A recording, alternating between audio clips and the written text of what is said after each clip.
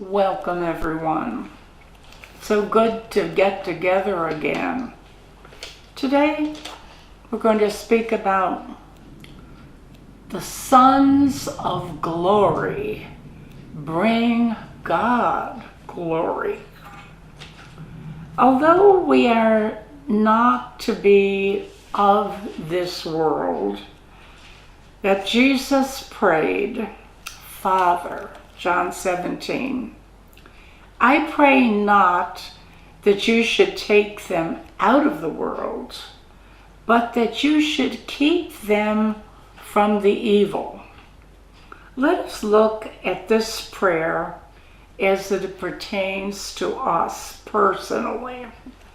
Jesus did not want his followers to retreat from the world and from people who are not meant to just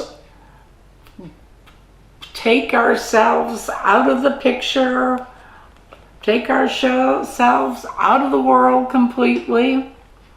In fact, we are supposed to have a social life, just like Jesus' social life. Jesus went to weddings. He attended feasts. He attended dinner parties. He spent nights as guests in people's homes. He was welcome everywhere he went. And every place he went, people were benefited by his person. He was the supplier of wine at the wedding feast. He was the supplier of joy to everyone in Canaan. Every place he went, he did good, teaching and delivering people from oppression wherever he went. Jesus wants us and this earth to be divinely protected, but he also wants us to bring glory to God. So, when we look at Shadrach, Meshach, and Abednego, they were thrown into the fiery furnace, but they brought great glory to God. When Daniel was put in the lion's den, he brought great glory and knowledge of God to the world. For the things of God were with him, and he exposed this great love that God had for him by his deliverance. When Paul and Silas sang praises to God at midnight in the Roman prison, they brought great glory to God and the knowledge of salvation to men. Jesus said, in this world you shall have tribulation, but be of good cheer, for I have overcome the world. All our overcoming by faith brings glory to God in this world. Jesus overcame all evil. He defeated Satan and all demonic forces. He defeated sickness, disease, sorrow, and pain to the glory of God. And his overcoming power is in us by faith, and it causes us to be among the many sons of glory that he has brought forth. You are to be in this world today, as evil as it is, for you may be the instrument of salvation for a number of souls you have yet to have encountered. Paul said he wanted to go and be with the Lord, but that it was more important for him to remain so he could help to further people's faith and the joy of their faith is what he lived for. When we show the workmanship of God in our life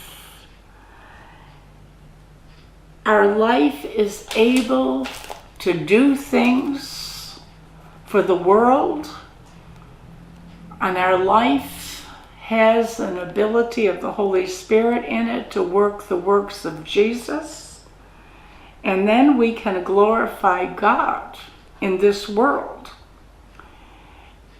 The second point of Jesus' prayer was, Father, keep them from the evil. Therefore, two aspects are here. One is personal deliverance from evil, and the other is that Jesus came also to destroy the works of the devil, destroy Satan's evil works in the world. And we are sent to do the same. But we are not able to confront evil unless we are separate from the world, which Satan at this point is the god of and the ruler of this world, and he is the one who has brought evil into this world. The more the church is distinct from the world, the more powerful it is. And the power comes from being separated unto God. And therefore, it allows us to become conformed to Jesus, and conformed in such a way that we are able to do his works here on earth. The Lord of our life, by the Holy Spirit, directs our life away from evil influences and dangers of all kinds that are along the path. He warns us in advance of adversaries that are against us, and he prepares us to be kept out of our enemy's plan for our lives. He always pours his grace upon us so that nothing can separate us from the love of God. We are the sons and daughters of his love. As such, we love the Lord with all of our hearts, and we bring him glory by being his witnesses on earth. Amen.